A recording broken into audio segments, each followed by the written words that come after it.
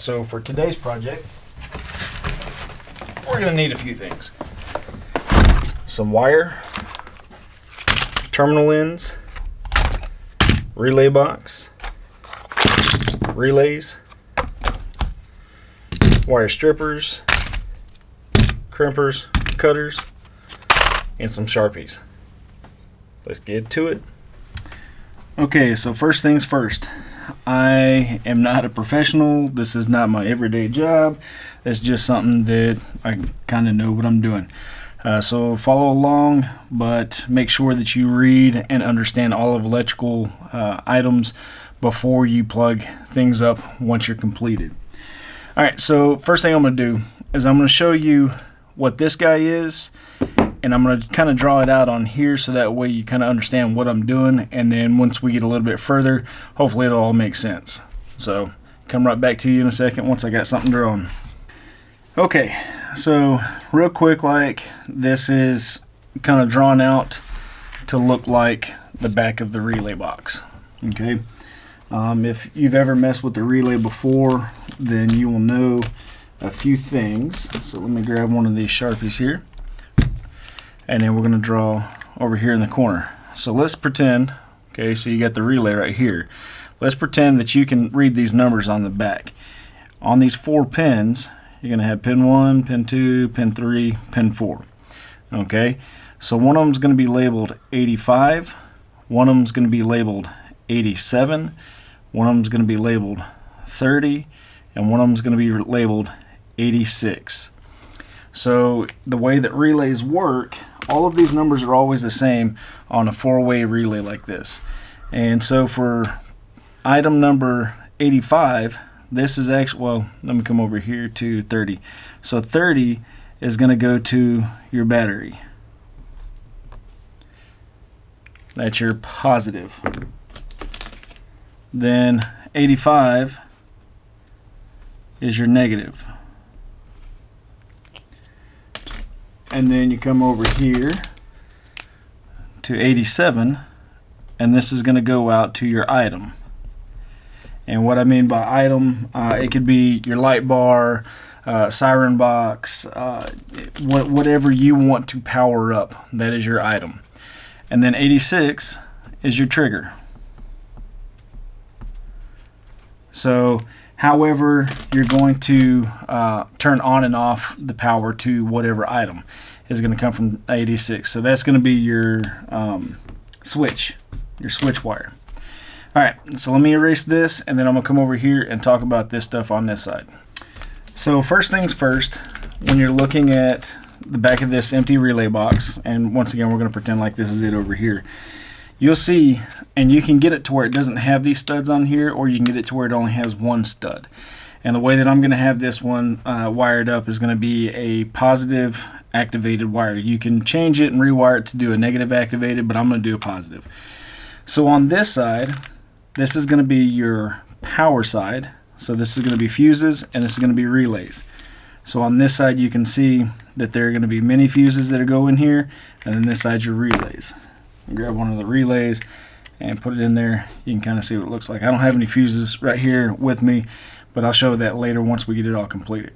So they're going to go in there just like that. So with that being said, we know that we've got to plug all these wires up in a certain way to make everything work. So once we give this stud over here, okay, that one right there, once we give it power, this whole side over here is going to be hot. Same goes with this other stud. Once we hook it up to the negative post of the battery, this whole side, I forget which one it is, it's going to be the top one. So the one that's not showing up here is because it's grounded out on the inside. It's already there. So once we do that, this whole side is going to be grounded.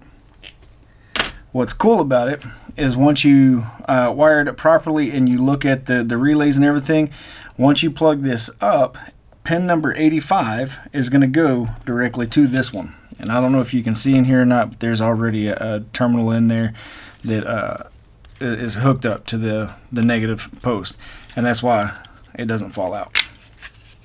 Okay, so now we're going to talk about how we're going to get power to everything. The way that we do that, once we have power going to this side, and this is your fuse side, all we have to do is we have to transfer over this one power wire to one of these holes on this side to transfer over the power. And like we said, pin number 30 on the back of the relay, so number 30 is your power from the fuse. Okay, so all we're going to have to do is we're going to take a power wire, and this is where pin number 30 is, and you'll look on here and you'll find it, and then you'll look on the back, and then you'll just match up everything. So this turns out to be number 30 here. So all we're going to do is we're going to go from this fuse right here, and these are labeled 1 through 10, so I'm going to go fuse 2, F2, over to this hole and connect it to that one, which is going to give my relay power. Okay, so now we've already completed half of the issue, or half of the job, because we've got power and ground. It's already here. Now we've connected power over to that side. From there, we're going to go grab a different color here, and we're going to hit number 86. So 86 is going to be this guy right here, 86, and number 86 goes to the trigger. So from here we're going to come out of this box and go to our switch or trigger. Alright, then we've got, god dang wasps, what is it, 87. Number 87, it's going to go out to the item. And then 87 is going to be this guy right here.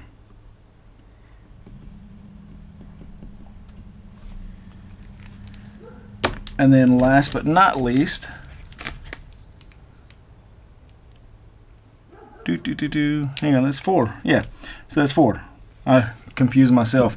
That's why I'm writing everything down, because the last one is the your negative, which is item number 85.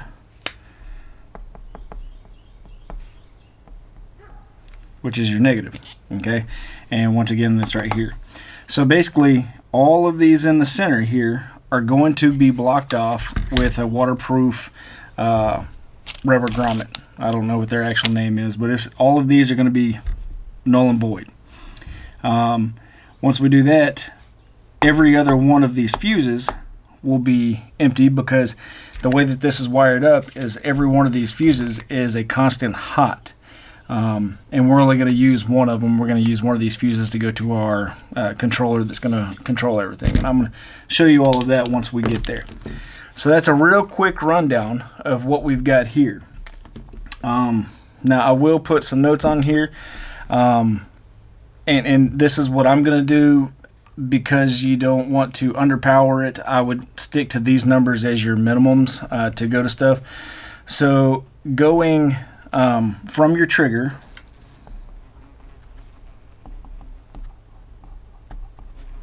that dang wasp, you'll end up getting me. You want to go with an 18 gauge. You don't need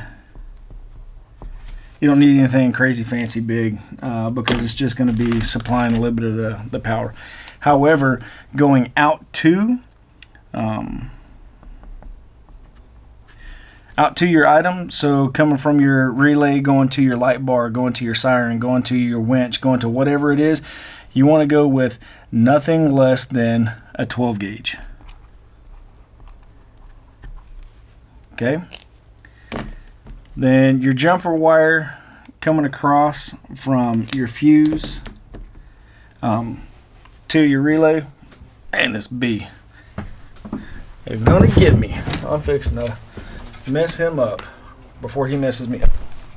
Bam! Hopefully he goes outside now. Going from your jumper from over here to over here. You can do an 18 gauge, but I'm going to stick with a 12 gauge. Just because I want to make sure that I'm getting all the power that's needed.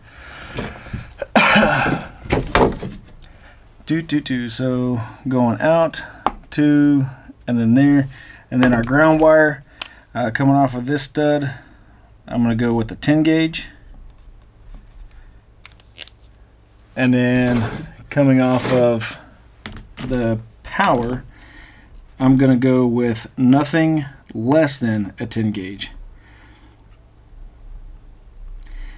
And if I can, I think I've got some 8 gauge laying around, and if I do, then I'm going to use that.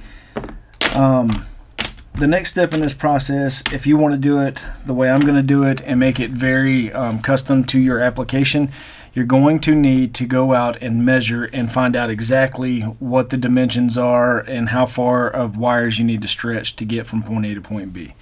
So I've already done that. I'm going to come back and we're going to start wiring some of this stuff up here, and I'm going to go ahead and cut some of the wires and get everything kind of ready to go.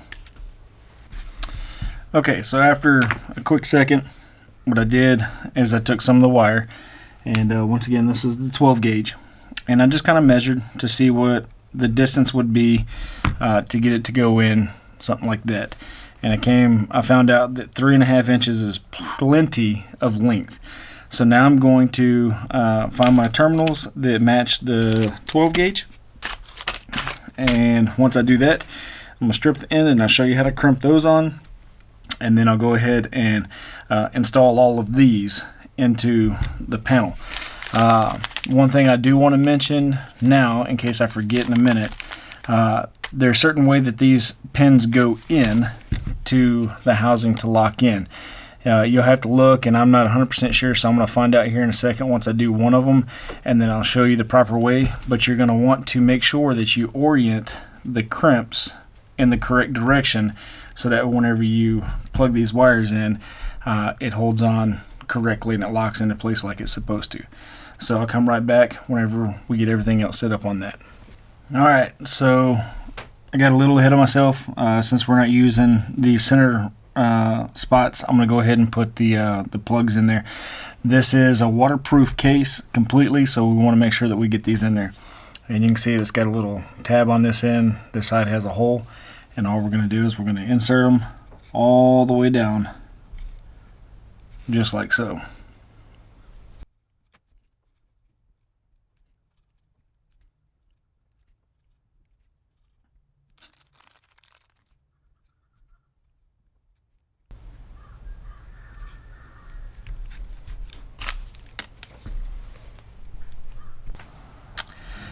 Alright, so I went ahead and did one just to see how it goes, because once again, I'm not a professional. This is my first time building one of these, but I have done some electronic type stuff, so works out pretty good. So you take your wire, you want to take your weatherproofing shield, you want to slide it onto the wire. Once you get it on there, then you want to take your wire and insert it into your terminal, so that way you can see how far back you need to strip it. So once you get it there, you want to make a mark. And I'm just going to make a mark right there. Once you get that mark made, then I want to strip the wire.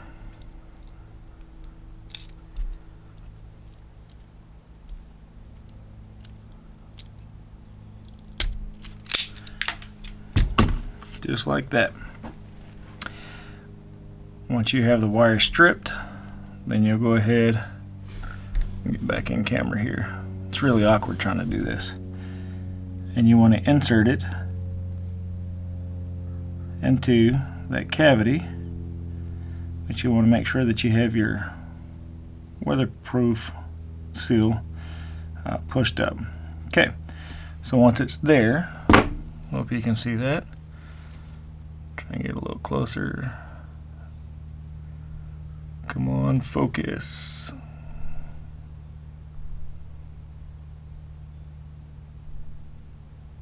Alright, so I think you can see that. Once you get it in there, then you want to crimp it down.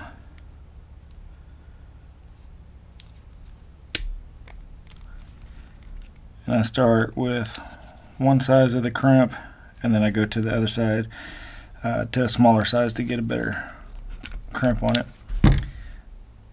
Give it a little pull, make sure it's good, and then we're going to fold these little ears in, and then we're going to crimp the end where the seal is, just like that, and it looks like that. So we'll go ahead and do the other end, and we'll do the other ones as well. One thing I do want to point out, remember what I was saying about make sure that you verify the orientation. So make sure that you look on the other side, and that way whenever you crimp the other end on, okay, it's going the same direction. Otherwise it won't line up, and you'll have to twist it and everything, and then you'll cause damage to the wire. So whenever I get the other ends on, I'll come back and show you installing them into the relay box. Alright, so we now have all of these made up. I'm trying to, man, this is awkward. Okay, so let's go right here. So now we have all of these guys made up for the power. Once again, we're going to look at the front. We're going to see that it goes like that. And so, let me turn this down a little bit more. Hopefully, you can hear the click as it goes in. Alright, so that's fuse 2. Now we're going to go to fuse 4. It's going to go click. Okay, give it a little tug, make sure it's in there. You shouldn't have to force it. Okay, if you have to force it, then you've got it going the wrong direction. Click, and then boom.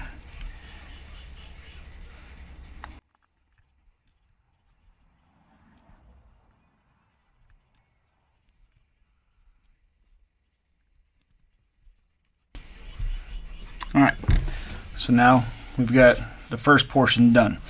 The next step is we're going to go ahead and make our pigtail that's going from this to our controller. And for that, I'm actually going to color code it with the switch that I'm using. And I'll explain all of the colors later, but for now, just know that every color will represent a different item. Okay, I'm just about done with this wire pigtail, but I got to thinking, I don't think I really explained very well how to do the crimp properly. So you can see how it's got the little opening there. You want to take the wire that you stripped off and you want to set it just inside that guy, just like that. Okay, then it does take a special pair of wire crimping tools. I think I paid $15 for these. And if you look, I don't know how well you can see it, the terminals there are kind of in the shape of an M. So that M, whenever you crimp it down, it causes the wire to fold over onto itself and then bite down. So let me see if I can get this in frame. Okay, and I'm using the smallest one, so you have to make sure that you put it on the right side, so that way the M is pushing down like it's supposed to. And then once you get it there, crimp, and then you can see that it surrounds the wire and then pushes down on it. Give it a little tug, make sure it's good and tight, and then go over to the end here. Now all of this does is it holds your rubber seal from backing off of the wire and keeps it in place, and then it also holds the it's not loom, but the protective shielding. It bites down on the protective shielding to keep the pin from pulling out. So I pinch it down just a little bit so it'll fit my pliers, and then go inside the pliers, give it a little squeeze, and that's what the end part looks like. Alright, so the next step once we got here is we need to wrap our wires and get everything prepared to go into the box. So I have this stuff. It's called Alex Tech. This is in 1-inch diameter. It's actually a little bit too big for what I'm doing with it right here, but it works. You can get it in different colors. I have the red here. Then I also have some blue. I don't know if you can see that. And I think there's a few other colors. But it's to protect the wires so that way they don't get chafed or anything like that. I went ahead and cut it to length, put it over the wire, and then I put some heat shrink on it. So now what I'm going to do is I'm going to plug in these colors into specific spots on here, and the reason why they're specific is because I'm going to have it color coordinated going to a certain switch. So whenever I get done with everything inside the box top, I'm going to put a diagram just like you would find in your car. That way it will show you which wire goes to which and everything that you need to know about it. Okay? So each one of these wires goes to a specific one. So I'm looking at my little cheat sheet to see where it goes. So my gray wire is going to go up here, and this one here. And I'm not going to talk through it all because I'm going to try and run these and bend them over and make it look nice and neat, you know, and then I'll just speed it up on the camera.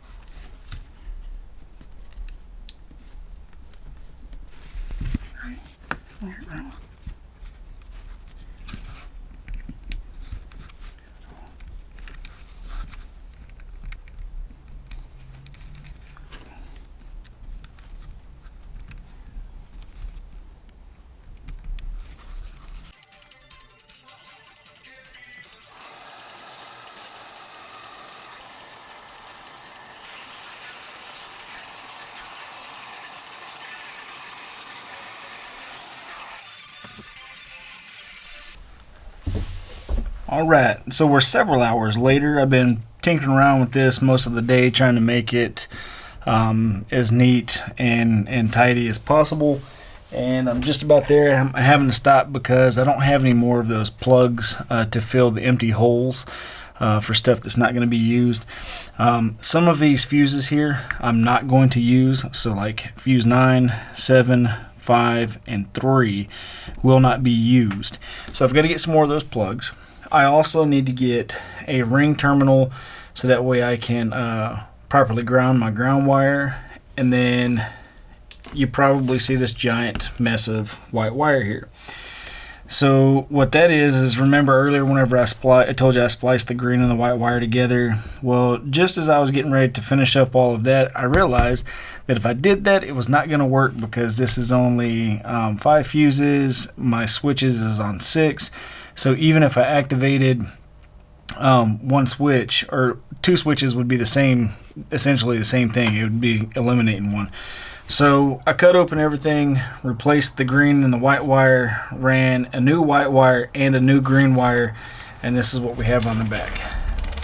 So you can see right here this black wire, it's coming off of here. This is where I need to get the ring terminal so that way I can ground it out right there.